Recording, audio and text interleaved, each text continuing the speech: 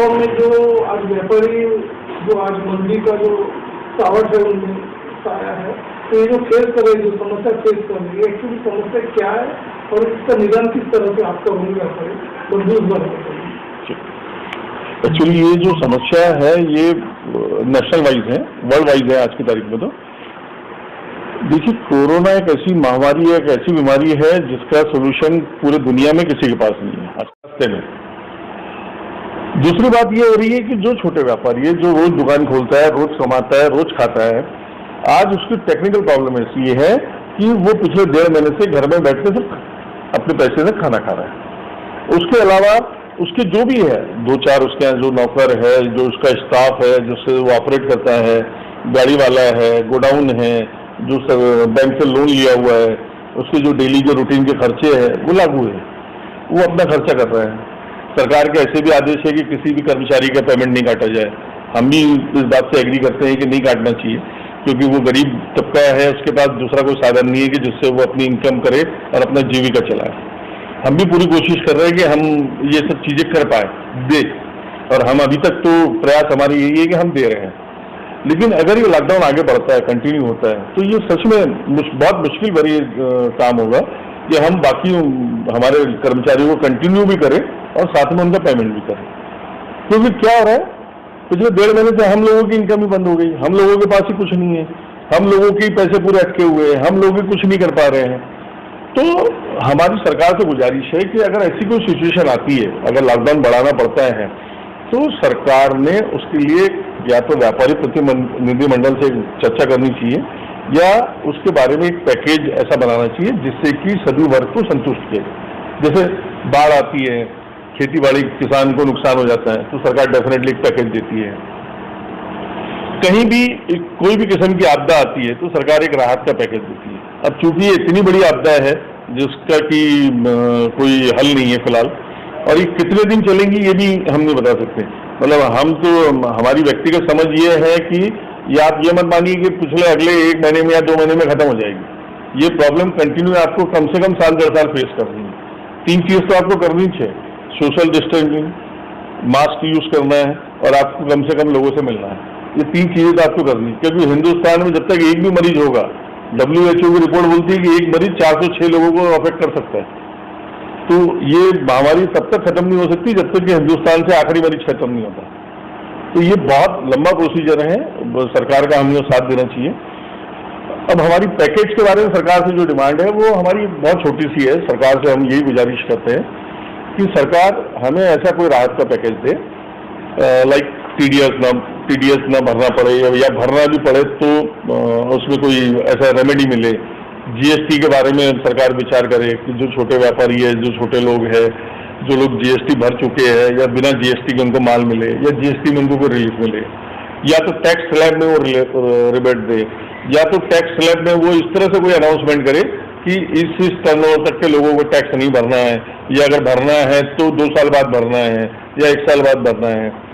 साथ ही बहुत छोटे छोटे जो व्यापारी है ना, उन्होंने बैंक से कर्जा लेकर रखा है। बैंक के ब्याज फिलहाल स्थगित हो गए, आज की तारीख में स्टैंड बाय कर दिया है बैंकों ने।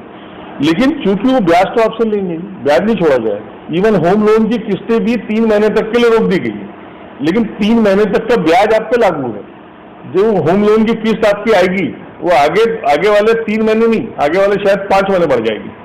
आपकी जो होम लोन की किस्तें हैं 3 महीने अभी नहीं भरना है, लेकिन अगर 10 साल का है तो आपको 10 साल 5 महीने भरना है, क्योंकि 3 महीने नहीं भरा तो 2 महीने का आपका ब्याज जुड़ जाएगा। तो एक तरह से रिबेट नहीं हुआ, ये आपकी एक तरह से बर्डन ही हुआ है। तो हमारी सरकार से गुजारिश है कि सरकार उसमें ऐसा कोई मिडल वे निकाले कि या तो इस तरह का जो भी डिलीट ही कर दे पूरी तरह से। ये 3 महीने का एक तरह से लॉकडाउन था ना देश में, तो ये 3 महीने के जो भी ब्याज और इंटरेस्ट है वो बैंकों से निवेदन करे या सरकार खुद कुछ करे उसमें कि वो पूरी तरह से खत्म कर दीजिए। सरकार ने जब एकाएक लॉकडाउन को घोषित किया था जी उस समय सरकार ने ये आश्वासन दिया था व्यापारी बंधुओं को, नागरिकों को, कि हमें अपने देश में खाद्यान्न की कमी नहीं। बराबर है। लेकिन ये ट्रांसपोर्टेशन वालों को कुछ स्ट्राइक की वजह से या माल इधर से उधर न जाने की बराबर है, या रेलवे के थ्रू जो माल ट्रांसपोर्टेशन होता था उसमें कुछ रुकावट आने की वजह से कैश फ्लो कम हो गया। बिल्कुल। और इसकी वजह से हम प्रकाश गोयल, दी नागपुर इतवारी किराना मर्चेंट एसोसिएशन के उपाध्यक्ष प्रथम। हम आपको ये बताना चाहते हैं कि सरकार के द्वारा जो भी गाइडलाइन दी जा रही है उसके थ्रू हम लोग हमारा व्यापार जीवनावश्यक वस्तुओं का यहाँ कर रहे हैं और हम पूरे शहर के नागरिकों को ये आश्वासन देना चाहते हैं कि कोई भी जीवनावश्यक वस्तुओं की कोई भी कमी हम कभी नहीं होने देंगे। हमारे पूरे प्रयास है और अभी तक हम उसमें सफल रहे हैं पिछले 1.5 महीने में। हमारे जो व्यापारी बंधु भी है हम उनको भी निवेदन करते हैं कि कृपया वो अपना काम इसी तरह से कंटिन्यू चालू रखें। हम सभी का उनको सहयोग है और उनका सहयोग हमें मिलता भी रहा है।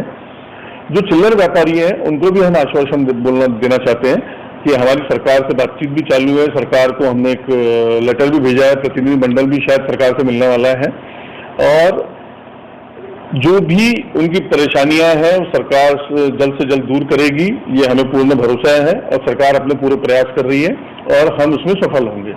रही बात तीसरी, क्या बोला था, एक पॉइंट और आपको बता दें कि दी नागपुर इतवारी किराना मर्चेंट एसोसिएशन नागपुर शहर का सबसे बड़ा एसोसिएशन है। हमारे 600 मेंबर हैं। इतना बड़ा एसोसिएशन पूरे विदर्भ में कहीं नहीं है, नाग विदर्भ चैम्बर को छोड़ के। तो हम लोग पूरे प्रयास कर रहे हैं। हम लोगों का प्रयास ये है कि जहां भी जरूरतमंद लोगों तक हम खाना पहुंचाएं, अनाज पहुंचाएं, कई माध्यमों के माध्यम से पहुंचा रहे हैं। हमारे अग्रसेन मंडल के थ्रू चालू है, एक वो जलाराम मंदिर के थ्रू चालू है, राधा कृष्ण मंदिर नहीं, वो राधा स्वामी मंदिर के थ्रू चालू है। और जो भी छोटे मोटे प्रयास है हमारे एरिया में है, जो भी हमारे एमएलए साहब है और जो भी हमारे वार्ड मेंबर साहब हैं, इन लोगों के जो भी प्रयास है, जो भी इनके रिक्वायरमेंट है, वो हम पूरी कोशिश कर रहे हैं कि हम जितना पूर्ति कर पाए करें। बीच में कलेक्टर साहब ने और उन्होंने भी कुछ कहा था जिसको कि हमने पूर्ण रूप से पूर्त करके दिया है। तो हमारे पूरे प्रयास है कि शहर में कोई भी व्यक्ति ना भूखा सोए और ना ही किसी किस्म की प्रॉब्लम हो और हम उम्मीद करते हैं कि सरकार जरूर हम व्यापारियों की बात सुनेगी और हमें राहत प्रदान करेगी। धन्यवाद।